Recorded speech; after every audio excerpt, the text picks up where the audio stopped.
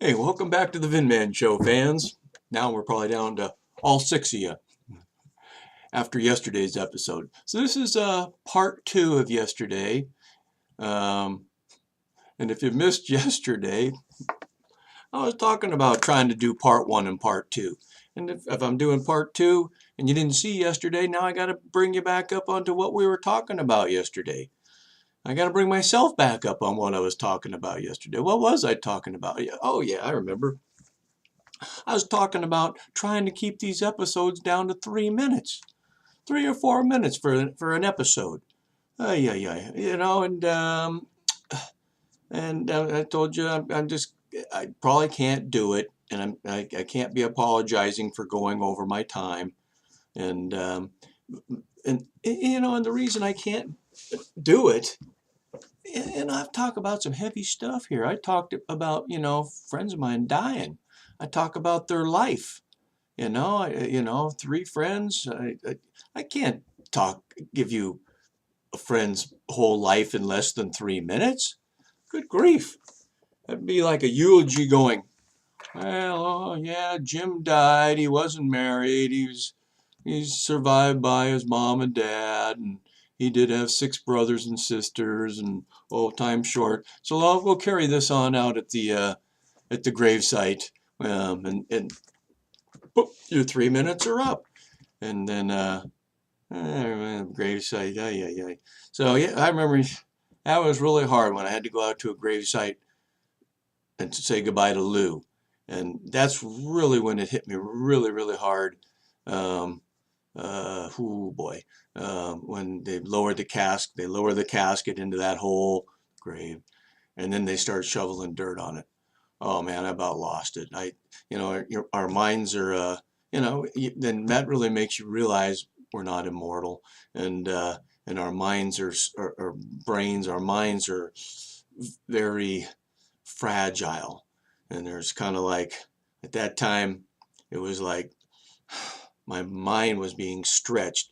Like if you have a rubber band and you stretch it, when you stretch it, and then all of a sudden it breaks.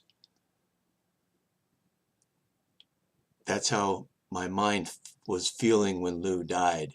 And my mind didn't snap at that time. It felt like it was going to snap.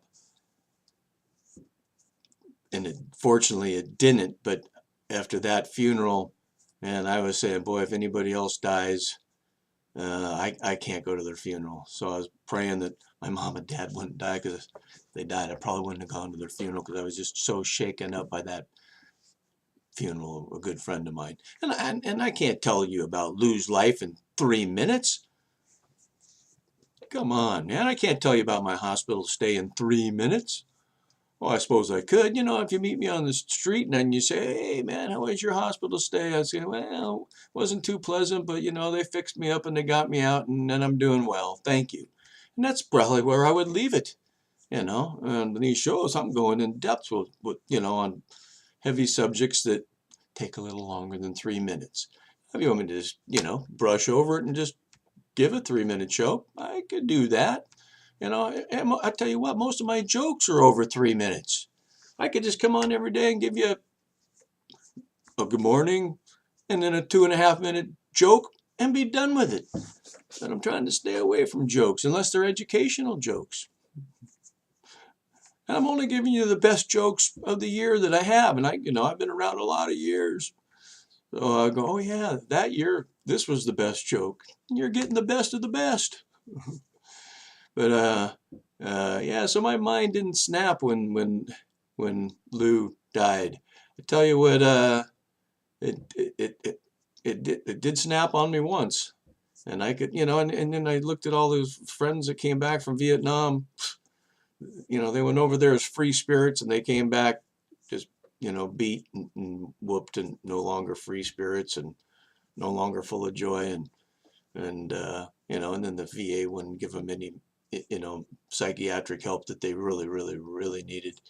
And at one time I had to go in for some psychiatric help, and it was when I was remodeling my house. So if you ever people ever remodel your house, I thought, yeah, I had to fire my contractor. I thought I was going to go bankrupt. I thought I was going to lose my house.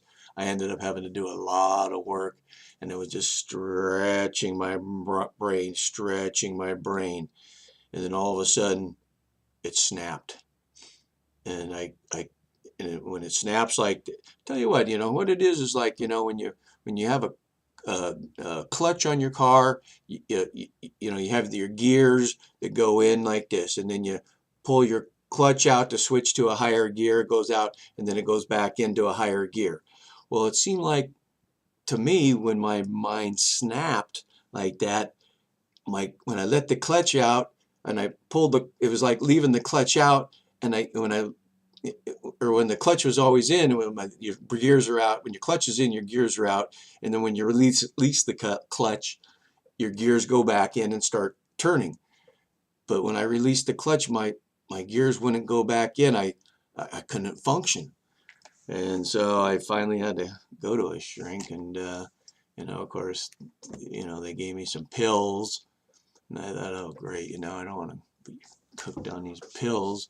And I told myself I wasn't going to be hooked on pills, but I had to take them for a while to get back in gear. And then once I got back in gear, then I could stop taking the pills. It was a rough time. Anyways, so when I go a little bit over these 3 minutes, I apologize. I mean, I'm not going to apologize anymore because, if you're living your life vicariously through me, and people say, wow, that's maybe you can relate to some of it, or some of it because I can't relate to going to jail. I can't relate to that, but I find it very fascinating. I mean, he has some interesting subjects, and he presenting it, I hope, in a way to make you feel good. And oh yeah, last episode, yeah, this is part 2 of last episode. I was talking to you about racist and prejudiced and class warfare. So anyway, I'm gonna end this one in a joke. Uh-oh, VinMan starting to tell jokes again. Yeah. And I could have just told you that. Remember, I told you that joke, and I gave you all the knowledge in the world a few episodes back. Yeah, that was a very educational joke. Now you're very well educated because you know all the knowledge in the world in that one sentence. If you missed that one, you're going to have to go back and check out a few of my old episodes. I talk to people, they say, oh yeah, and I had to catch up. I was behind. I had to catch up on all your episodes. So we did we binge watched you for about 5 episodes all at one shot. And I was going, whoa, that's kind of like, when they have Outer Limits Day, and then all day long they just do Outer Limits, or I Love Lucy Day, and they just do I Love Lucy all day, and people just watching and watching, and oh yeah, I remember that old episode. Yeah, that's a good way of catching. If you have, when you take it through the TV channels and you find nothing on TV, nothing. Maybe a few episodes a week that you kind of like, but when you're just wasting your time, you're saying, oh man, your episodes are too long. Well, then you just go sat in front of the TV for 2 or 3 hours, and when you walk away with it, what'd you watch last night? Well, I don't remember. I just stared at the TV, eating chips, drinking Coke or beer. No wonder, just now you might remember, and that's the other thing. You might not remember. You probably won't remember anything that I said, but you probably will remember my joke. So, because like when I tell a joke, I'm going to tell a joke right now. People listen up, because they want to hear that punchline. Oh yeah, he's telling a joke, and hopefully it's not too racist for you. Otherwise, shoot, my 6 fans might be down to 3. Anyways, okay. This joke is about 3 guys. And it's about a black guy, a white guy, and an Asian guy. Uh-oh. And they all died. And when you die, you go up to this waiting room for God to come in and judge you to see whether or not you get to go to heaven or you get to go the other way. So these 3 guys are sitting in the waiting room, and they start chit-chatting with each other, and the subject comes up. like, they say, hey, before God gets here, what color do you think God is? Like, yeah, what color is God? And the black guy goes, well, he's black, of course. And the other guy, well, how do you figure that, man? He goes, because us blacks, we got soul, man, and God has soul, so he's got to be black. And the white guy goes, no, no, no, no, no, no, no, no, no, no, no, no, no. God is white because Jesus was white, so therefore God has to be white. And the Asian guy goes, are you guys crazy? No way. He said, God's Asian, man.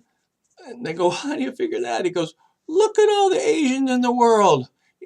He created more Asians than anybody else, so he's got to be Asian. And so just then, God walks in and goes, aloha.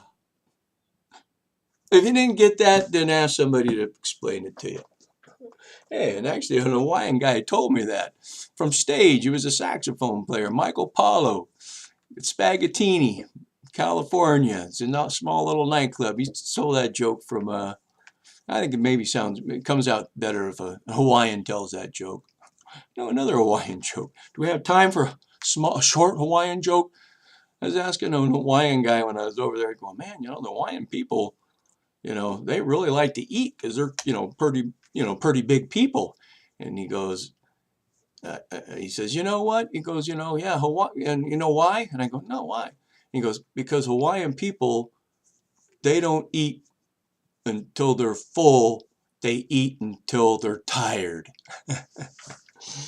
Anyways, you guys come back and see me tomorrow. I'll make you smile. The Feel Good Show.